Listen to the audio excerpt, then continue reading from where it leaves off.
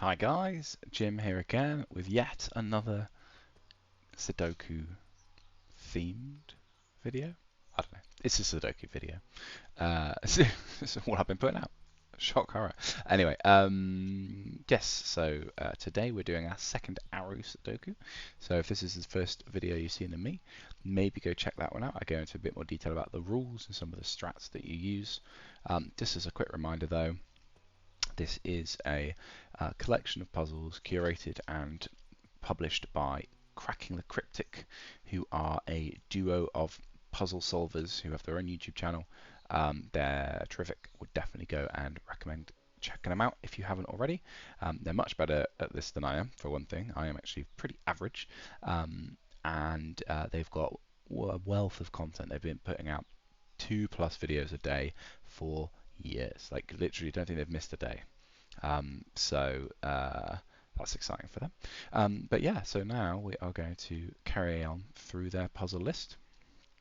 So because we unlocked the star associated with puzzle number 1 last time, we now have access to a few more. I'm just going to keep going down in the difficulty order.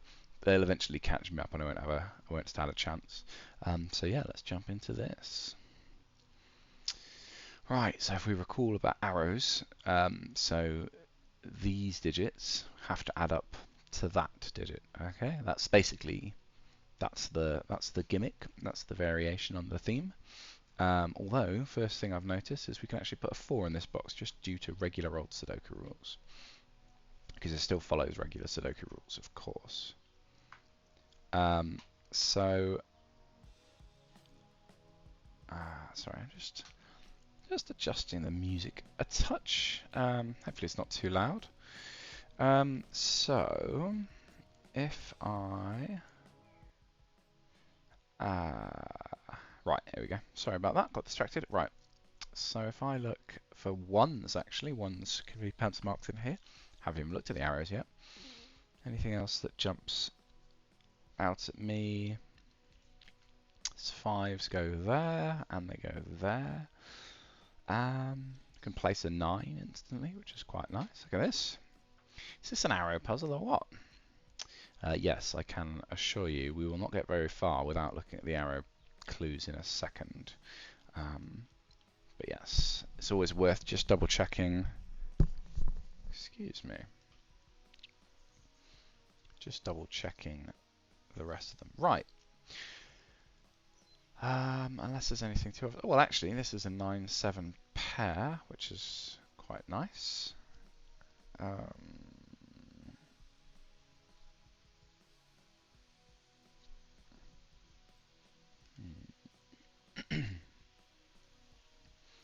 Okay, let's have a look at some of these arrows.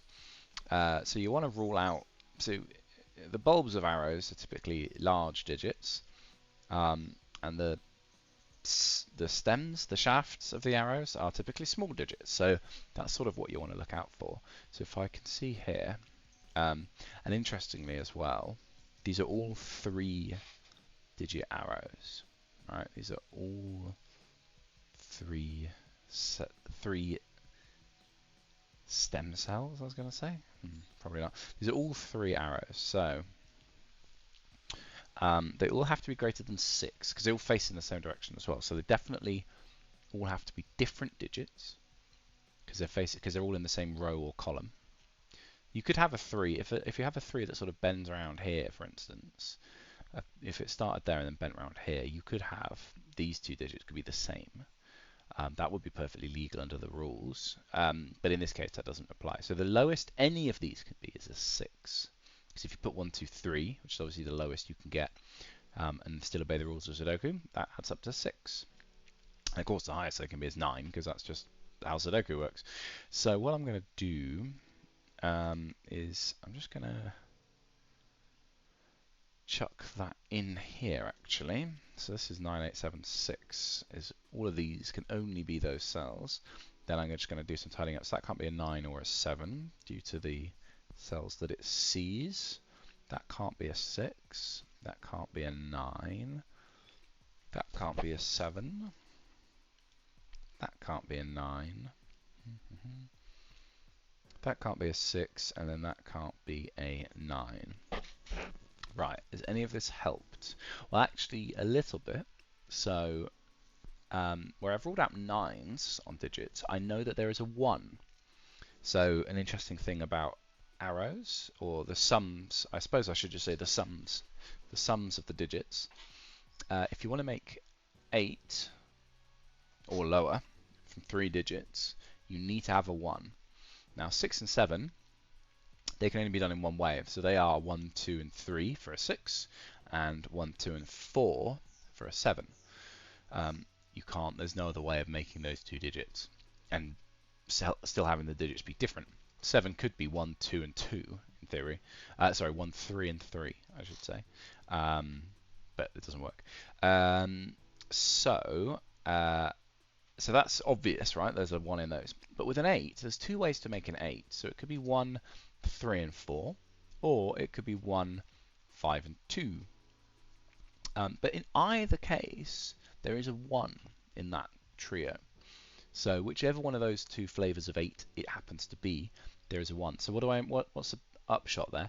Well, the upshot is this 6, 8. I don't know if it's a 6 or an 8, but what I do know for an absolute fact is there is a 1 on this arrow somewhere. I don't know where it is. I don't know if it's going with an 8, and if it is going with an 8, I don't know which flavor of 8 it is. So there's still a lot of unknowns, but I know there's a 1. So I can pop 1 as a sort of a pencil mark across the 3 arrows there.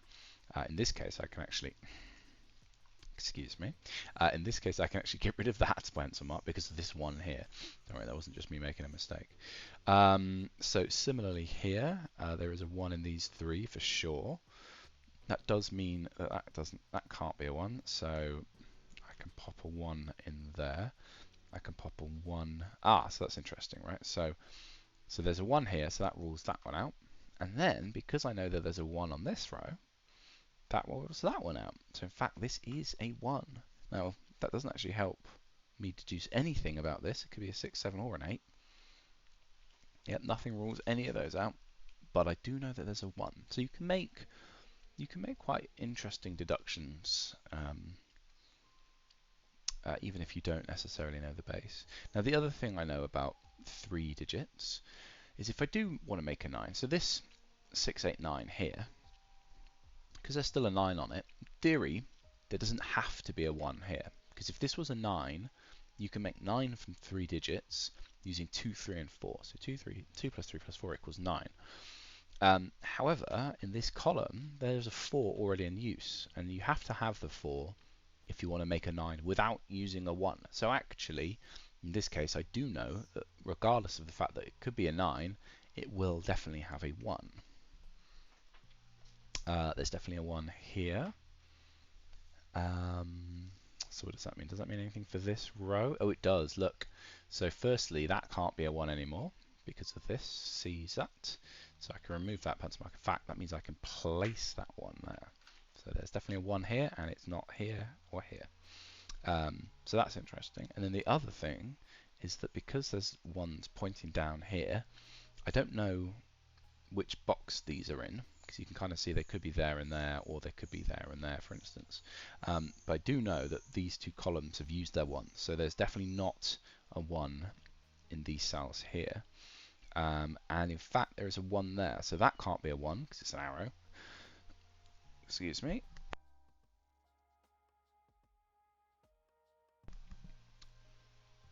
This can't be a 1 because there's a 1 in the row, so this is definitely a 1. And you find this with arrows, you will kind of pick off the low digits first, low or high, either by filling out the bulbs or the shafts.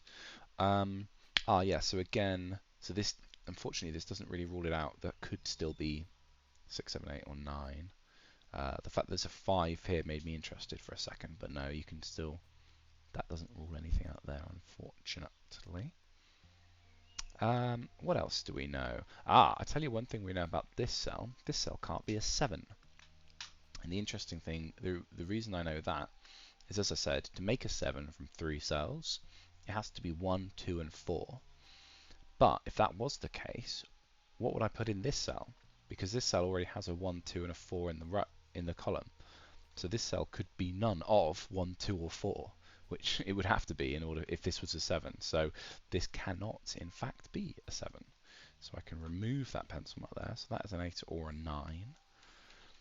Remember, the 9 kind of means that there could be a 1. There doesn't have to be a 1, sorry. So if we knew there was a 1 here, then obviously that would go there, which would be quite nice. Actually, so that is it, very interesting. The logical corollary to that, look, there can't be a 1 here. And why is that? Well, that's because there needs to be a 1 up here. So there cannot be a 1 on this arrow, which means this cannot be an 8. As I said before, you need a 1 if you want to make 8 off 3 digits. So actually that is a 9, which is quite nice. And then these are 2, 3, and 4. And that it can't be a 4, and that can't be a 2 or a 4. So that is in fact a 3, which is nice. That's a 2, and that is a 4. There you go. So I can just place those all straight away. And that is a 4 from our earlier pencil marking. That gives us this 4 in the box, which is nice. Ooh, can I just finish off the 4s? I can pencil mark 4s there. Here we go. I can't put a 4 there, so there must be a 4 in that cell, which gives us the final 4. So all the 4s are done now, so that's always nice. So actually, yeah, 4s were the first one to go. That's quite, I would say that's not typical for an arrow Sudoku. 4's a bit of a middle digit. What are we missing from this box? Just while I'm here, 1, 2, 3, 4, 5, 6, 8. And that can't be a 6, that can't be a 5, and that can't be an 8. How about that? Now that's interesting. Can I put a 6 on this arrow? Well, I certainly could if I was not playing Sudoku, because 6 would leave me, well, it would rule out the 6 in the bulb, so it would have to be an 8, and then I'd need 2 1s. So that doesn't work, so that must be a 5. Whichever of these it is, that must be a 5. And in fact, because it's a 5, then clearly this can't be a 6, because again, I'd need a 1 and a 0. So that is in fact an 8. And what did I say before? So how do you make an 8 from 3 digits? Well, 1, 3, and 4, or 1, 5, and 2. So this is a 1, 2 pair, which is lovely. Oh, that's an 8 for some reason. That's a 6. Terrific. Oh, there's a 6 there by the rules of Sudoku. There's a 6. That's a 6 as well. Oh, this is good. 6s are hurling down on us. Yes. No. I was going to say, I couldn't possibly have a 6 here. Oh no, that's a 7. I was going to say I couldn't possibly have a 6 here, but actually, because I was thinking, how could you make the arrow? But the arrow would still work, because that could be a 9, that could be a 6, and then that could be a 1, 2. So it just squeaks in. Actually, no, that doesn't work. Doesn't work because there's a 1, 2 pair up here. This has to be a 1 or a 2. So if I put both 1 and 2 here, well, what the hell can this be? Nothing. So that can't be a 6. So the 6 is indeed there. This 7 just popped out, so that was a much easier clue to solve. And in fact, there we go. That gives us this, because that must be a 2 to complete the sum. That gives us a 2 over here. What are we looking at here? That's a 5 that I hadn't spotted, and that must be a 3. Yes. Oh, and then this must be an 8, I believe. Yes. Oh, hello. Look at these. This is doing work. Gosh. Okay. So that must be a 3 to complete the. That is not a 3. That must be a 3. Getting my number pad inverted in my head. That must be a 3. That gives us a 6 in the arrow, which means this is a 2 and a 3, because a 6 is 1, 2, and 3. There's a 3 in the box, so that is the 3, and that is the 2, which is nice. This can't be a 7, actually, because it would need to be 1, 2, 4, but 4 is ruled out from this cell by that one, and ruled out from this by those two, so that is indeed an 8. Which gives us an 8 in the middle of this box here, which gives us a 2. So this is a 1, 1, 5. Yes, this is a 1, 5 pair, which I don't know the order of actually, which is quite interesting. Oh no, I do. There's a 5 in the box, so that 5 sorts out that one. That must be a 1. That therefore must be the 5. There's a 5 down here. Oh, this row's been begging to be completed for some time. So 2 down there. That sorts out this very first arrow that we looked at. I feel like we're pretty much there, surely. Right, there must be a 1 on this arrow because it can't be 2, 3, 4 for the 9. So there must be a 1. There's only space for a 1 here. Oh, this 1 sorts out these. Oh, that's all the 1s. Very nice. And then what is this? This is a 7, which means these are 7s. Along with these. This is in fact a 6, 7 pair. So that means this is a 3. This is a 4. So that is either a 2 or a 5. Can't be a 5. So that is a 2, which gives us a 6. What are we missing up here? 9 goes over there. And 3. Lovely. Lovely stuff. 3 in that box is revealed. That's also a 3. So that's 1, 3, 4. So that's a 5 to complete the arrow. That's a 5 because of the pencil marking, which gives us in turn a 7 and a 7 and a 6. That pencil marked is a 5. What does this need for its row? That is a 3, I believe. This box is crying out for a 6. Wait, no, it's not. It's already got a 6. Doesn't need any extra 6s. 8. 8 in the box. There we go. Took me a while. Excuse the coughing and spluttering. It's not great. Not great at all. What am I missing? I'm missing 5 from somewhere. Ah, here it is. Sneaky 5, and then there's a 7 over there, which gives us a 7 there, and then 9 and 2 to complete this box. Lovely stuff. There we go. Another star in the bank. Yeah, so that's the second arrow puzzle. Bit different from the first. You can see different logic required. Arrows sort of pointed at each other a bit more, but yeah, I enjoyed that. Hopefully you did too, and I will see you in the next video. Thank you very much. Cheers.